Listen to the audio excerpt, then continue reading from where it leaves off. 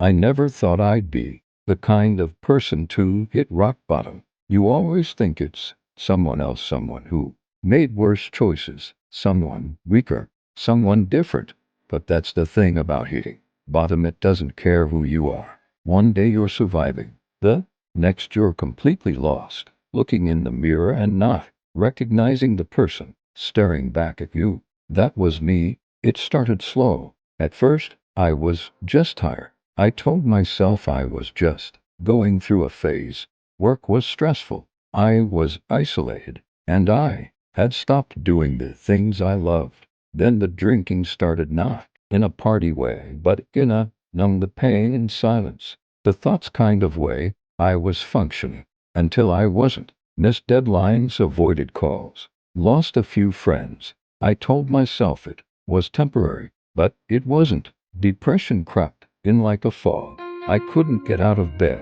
I stopped eating properly. I lied to people I cared about just to keep up appearances. I kept saying I'm fine even when I was anything but. The worst part wasn't the drinking or the isolation, it was the hopelessness. I truly believed nothing would ever change, that this was it, that maybe I didn't deserve more. Rock bottom came the night I sat in my apartment, drunk, broke, and alone, staring at the wall at 3 a.m., wondering if the world would be better without me in it. That moment scared me more than anything else ever had.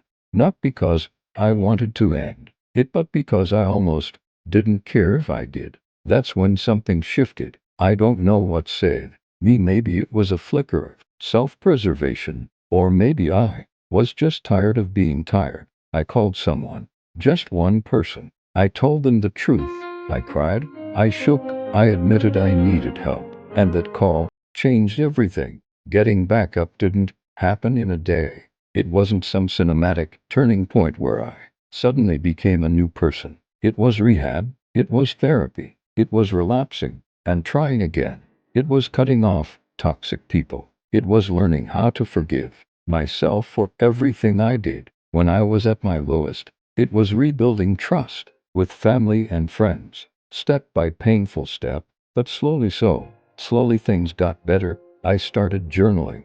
I started eating again. I picked up photography, something I hadn't touched in years. I got a part-time job just to feel useful again. I started feeling things. I started wanting things. I started believing I could be more than my worst moments. Today I'm still a work in progress. I'm not